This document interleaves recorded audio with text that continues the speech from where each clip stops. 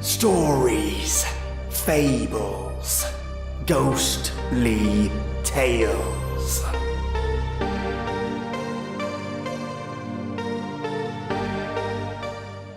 Welcome, listeners, to part 2 of Demonology and Lore regarding fire demons. Nothing quite like learning more about the impact of fire on our cultures, and the mythology and lore that influenced the demons of the old days.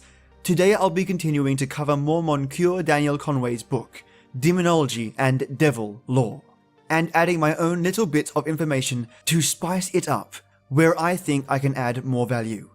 So, let me give you a taster on what I'm covering today.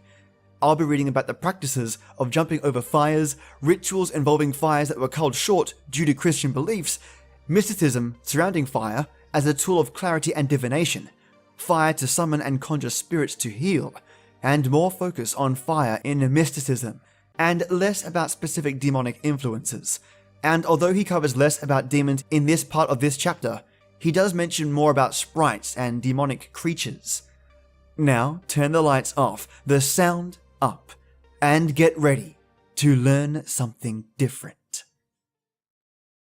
Now let's look at the 6th Council of Constantinople, AN 680. By its 65th canon, forbids these fires in the following terms. Those bonfires that are kindled by certain people before their shops and houses, over which also they use ridiculously to leap by a certain ancient custom, we command them from henceforth to cease. Whoever, therefore, shall do any such thing, if he be a clergyman, let him be deposed. If he be a layman, let him be excommunicated. For in the 4th book of the Kings it is thus written, And Manasseh built an altar to all the host of heaven, in the 2 courts of the Lord's house, and made his children to pass through the fire. The Manasseh that is being referred to here is the king or kingdom of Judah. He was the only son of Hezekiah, and his wife Hephzibah. He became a king at age 12 and reigned for 55 years. It was Manasseh who reversed the centralizing reforms of his father Hezekiah, and re-established local shrines, possibly for economic reasons, and restored polytheistic worship of Baal and Asherah in the temples, and sponsored the Assyrian astral cult throughout Judah. So zealous was he in his worship of the foreign gods, he is said to have participated in the sacrificial cult of Moloch, which consisted of sacrificing young children or passing them through fire. But we can read here this denunciation of this practice from shops and people of all kinds. In this there is a charming naivete within the denunciation. It is no longer doubtful that this bonfire, in which these people leapt through, came from the same source as the Gehenna from which the church derived the orthodox theory of hell, as we have already seen. When Shakespeare speaks, from Macbeth, of the primrose way to the everlasting bonfire, he is, with his wonted felicity, assigning the flames of hell and the fires of Moloch and Baal their correct archaeological relation. In my boyhood, I have often leaped over a bonfire in a part of the state Virginia, mainly settled by Scotch families, with whom probably the custom migrated thither. In the superstitions of other races, and keenly, southern state fires played a big part in this. It is hardly possible now to determine whether they have drifted there from Africa or England. Sometimes there are queer coincidences between their notions and some of the early legends of Britain.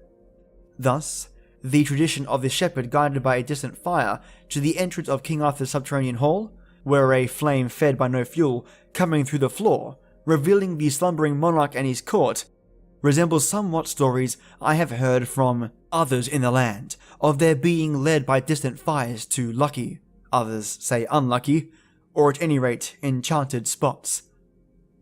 A colleague of my father told me once that as he was walking on a country road, he saw a great fire in the distance. He supposed it must be a house on fire, and hastened toward it, meantime much puzzled, since he knew of no house in that direction. As he went on his way, he turned into a small wood near where the fire seemed to be, but when he emerged, all he found was a single fire coal burning in the ground. There were no other traces whatever of fire. but just then a large dog leaped past him with a loud bark and disappeared. In a letter on Vadusium in Virginia, which appeared in the New York Tribune dated Richmond, September 17, 1875, occurs an account of a class of superstitions generally kept close from the populace, as I have always believed their origin from African descent. As will be seen, fire represents an important attribute in superstitious practices. If an ignorant person is smitten with a disease which he cannot comprehend, he often imagines himself the victim of witchcraft, and perhaps having no faith in mainstream science for such ailments, must apply for an alternative. A physician residing near this city was invited by such a one to witness his mode of procedure with a dropsical patient for whom the physician in question had occasionally charitably prescribed.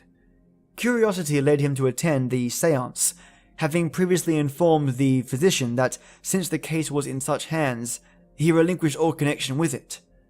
On the coverlet of the bed on which the sick man lay was spread a quantity of bones, feathers, and other objects. The physician went through with a series of conjurations, burned feathers, hair, and tiny fragments of wood in a charcoal furnace, and spoke in low tones past most of those in the room's comprehension. He then proceeded to rip open the pillows and bolsters and took from them conglomerations of feathers. These, he said, had caused all the trouble. Sprinkling a whitish powder over them, he burnt them in the furnace, and a black offensive smoke was produced, and he announced triumphantly that the evil influence was destroyed and that the patient would surely get well. He died not many days later, believing, in common with all his friends and relatives, that the conjurations of the alternative physician had failed to save him only because it was resorted to too late.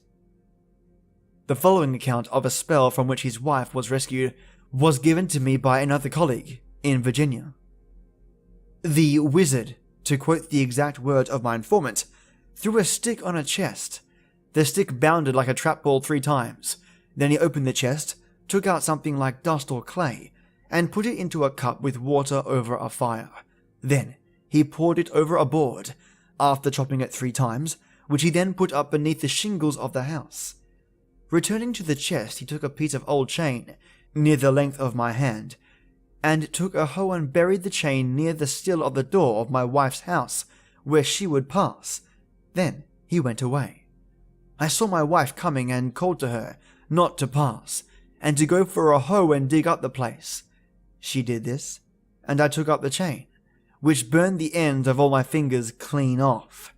The same night the conjurer came back, my wife took $2 and a quarter in silver and threw them on the ground before him. The man seemed as if he was shocked, and then offered her his hand, which she refused to take, as I had bid her not to let him touch her. He left and never came to the house again. The spell was broken. I am convinced that this is pure voodoo procedure, and it is interesting in several regards. The introduction of the chain may have been the result of the excitement of the times, for it was during the war, when slavery was ceasing, and the breaking of chains symbolized that. The fire and water show how widespread in Africa is that double ordeal which is well known in the kingdom of Dahomey. The kingdom of Dahomey was an African kingdom that existed from 1600 to 1894. There are multiple names for the kingdom of Dahomey, such as Danxome, Danhome, and Fon, and this kingdom had its own unique ceremonies, beliefs, and religious stories for the kingdom.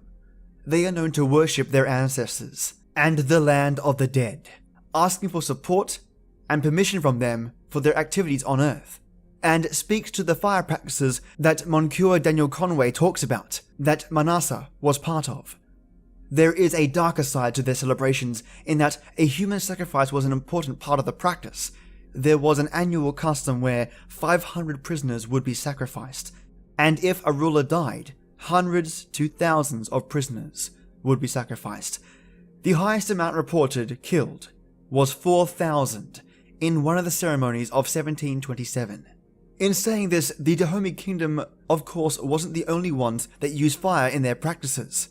Let's take a look at Jewish practice and ritual The mingling of something like dust with the water held in a cup over the fire is strongly suggestive of the Jewish method of preparing holy water, otherwise known as the water of separation, good from evil, clean from the unclean. For an unclean person they shall take off the dust of the burnt heifer of purification for sin, and running water shall be put thereto in a vessel. The fiery element of the mixture was in this case imported with the ashes of the red heifer. As for this sacrifice of the red heifer itself, it was plainly the propitiation of a fiery demon. When they refer to propitiation of a demon, they mean summoning, acquiring, or placating a demon. In Egypt, red hair and red animals of all kinds were considered infernal, and all the details of this sacrifice show that the color of this selected heifer was typical. The heifer was not a usual sacrifice. A red one was obviously by its color marked for the genie of fire, the terrible seven, and not to be denied them.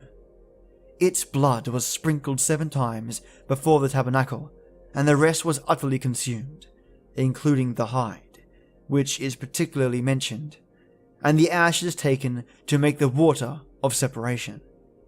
The following interesting story of the Chinese fire god was supplied to Mr. Denny's by Mr. Playfair of H.M. Consulate, to whom it was related in Peking. As it is natural in a city built for the most part of very combustible materials, the idols representing the god are, with one exception, decked with red beards, typifying by their color the element under his control. The exceptional god has a white beard, and thereby hangs a tail. 100 years ago, the Chinese imperial revenue was in much better case than it is now. At that time, they had not yet come into collision with Western powers, and the word indemnity had not, so far, found a place in their vocabulary. Internal rebellions were checked as soon as they broke out, and in one word, Qian Lung was in less embarrassed circumstances than Kuang Xiu. He had more money to spend, and did, laying out a good deal in the way of palaces. His favourite building, and one on which no expense had been spared, was the Hall of Contemplation. This hall was of very large dimensions. The rafters and the pillars which supported the roof were of a size such as no trees in China furnish nowadays. They were not originally sent as an offering by the tripituary monarch of some tropical country like Burma or Siam. 2 men could barely join hands around the pillars. They were cased in lustrous jet black lacquer, which, while adding to the beauty of their appearance, was also supposed to make them less liable to combustion. Indeed, every care was taken that no fire should approach the building. No lighted lamps was allowed in the precincts, and to have smoked a pipe inside those walls would have been punished with death. The floor of the hall was of different colored marbles, in a mosaic of flowers and mystic Chinese characters, always kept polished like a mirror. The sides of the room were lined with rare books and precious manuscripts. It was, in short, the finest place in the imperial city, and it was the pride of Qian Lung. Alas for the vanity of human wishes! In spite of every precaution, one night a fire broke out, and the Hall of Contemplation was in danger. The Chinese of a century ago, though, were not without fire engines, and although would struggle against our modern London Day Fire Brigade, they were better than nothing, and 100 of them were soon working around the burning building.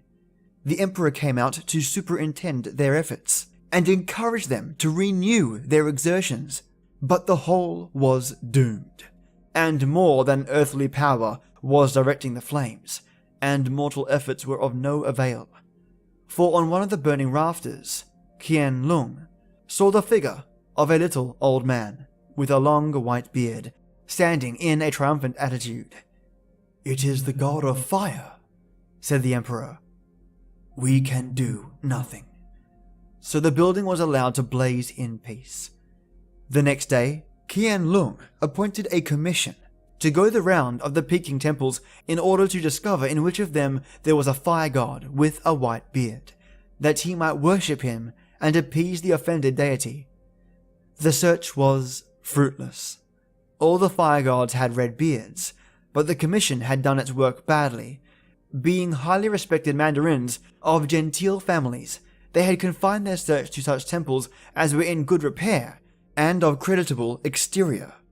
Outside the north gate of the imperial city was one old, dilapidated, disreputable shrine which they had overlooked.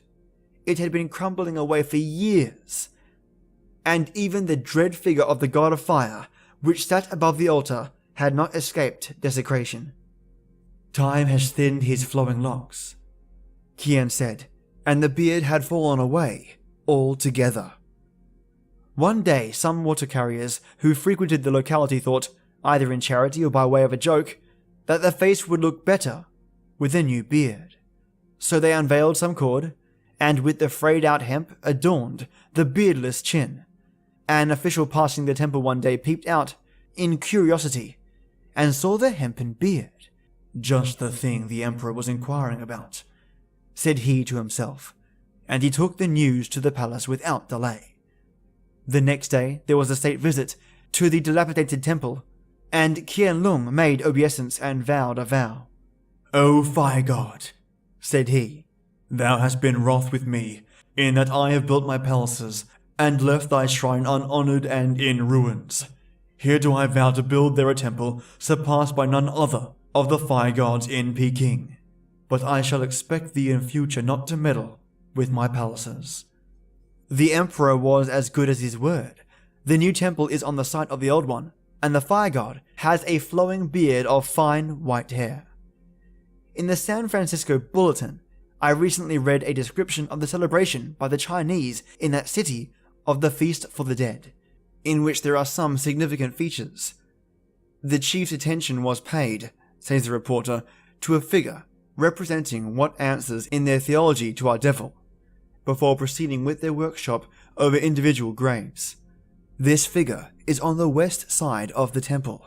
Before and around it, candles and joysticks were kept burning around it.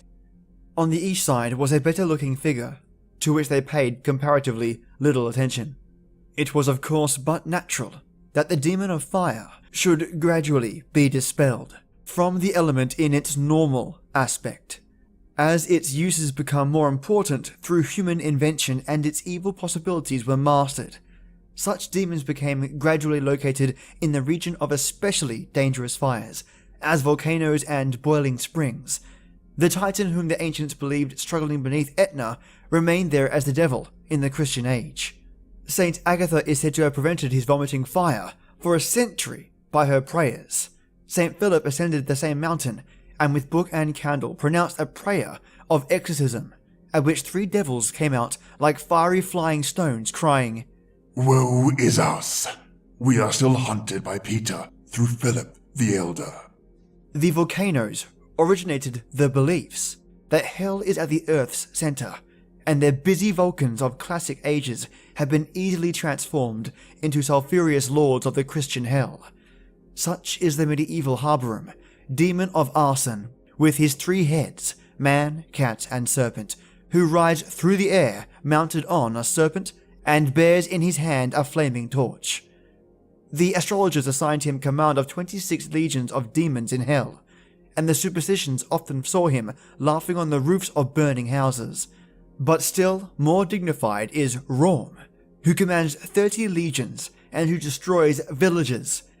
To those who are unfamiliar with the name Rome, that's R-U-A-M, he is essentially the Great Earl of Hell, depicted as a crow which can also transform into a human at request of the conjurer. Here's a quote about Rome, Johann Weyer, taken from the Pseudo-Monarchia Daemonum. "Rome is a great earl.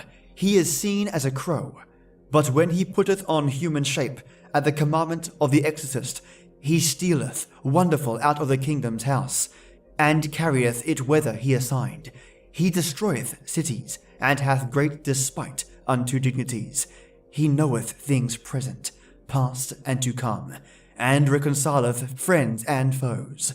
He was of the order of thrones, and governeth 30 legions.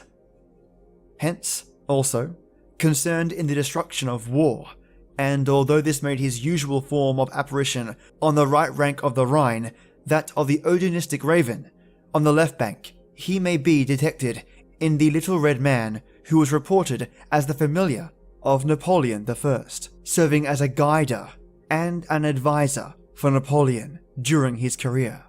Among Mr. Gill's South Pacific myths is one of a Prometheus Maui, who by assistance of a red pigeon gets from the subterranean fire demon the secret of producing fire by rubbing sticks. The demon, Mauki, being then consumed with his realm, a fire being brought to the upper world to remain the friend of man. In Vedic legend, when the world was enveloped in darkness, the gods prayed to Agni, who suddenly burst out of Vastri, pure fire, the prime example of the Vedic Vulcan, and to the dismay of the universe. And yet another example, in Edic sagas, Loki was deemed the most voracious of beings until defeated in an eating match with Logi, also known as the Devouring Fire. Survivals of belief in the fiery nature of demons are very numerous. Thus, it is a very common belief that the devil cannot touch or cross water, and may therefore be escaped by leaping a stream. This has sometimes been supposed to have something to do with the purifying character of water, but there are many instances in Christian folklore where the devil is shown quite independent of even holy water if it is not sprinkled on him or does not wet his feet. Thus, in the Norfolk legend concerning Saint Godric, the devil is said to have thrown the vessel with its holy water at the saint's head out of anger, mainly due to a song he was singing that the Virgin Mary taught him. But when the devil attacked him in various ferocious animal shapes, Saint Godric escaped by running into the river, where he sometimes stood all night in running water up to his neck. And this moves us on to kobolds. Kobold, spelled Kobold, is a sprite that stems from Germanic mythology and German folklore. They are normally invisible, but they can materialize in the forms of animals, dolls, fire, a human being, and at times candles. The most common depiction of kobolds showed them as human-like figures the size of small children. The kobolds get their red jackets from their fiery nature. Originally the La Familiaris of Germany, the kobold became of many varieties, but in one line he has been developed from the house spirit, whose good or evil temper was recognized in the comforts or dangers of fire, to a special stone demon. Let's take a quick look at the transformative powers of fire. For example, the hell dog in Faust's room takes refuge from the spell of Solomon's key. Behind the very same stone, therein resides the kobold, and is there transformed to a human shape. The German maidens read many pretty oracles in the behavior of the fire, and the like in that of its fellow warsager, the house dog. It is indeed a widespread notion that imps and witches lurk about the fireside, obviously in cat and dog, and ride through the air on implements that usually stand about the fire, shovel, tongs, or broom. In Paris, it is formerly the custom to throw 24 cats into the fire on St. John's night, the animals being, according to M.D. Plancy, emblems of the devil. So were replaced the holocaust of human witches, until at last civilization rang out its curfew for all such fires as that. And this concludes the second chapter of Demonology and Devil Lore by Moncure Daniel Conway in 1879. Well, I hope you enjoyed this chapter about fire demons and heat. I can tell you I've learned a bucket load here, and I hope you have too. I hope this chapter was able to bring some new ideas, some new thoughts around what you already knew about demons and devils. For some of you it might be all new, and for some of you out there might be confirming what you already knew. But either way, I always find these older texts fascinating.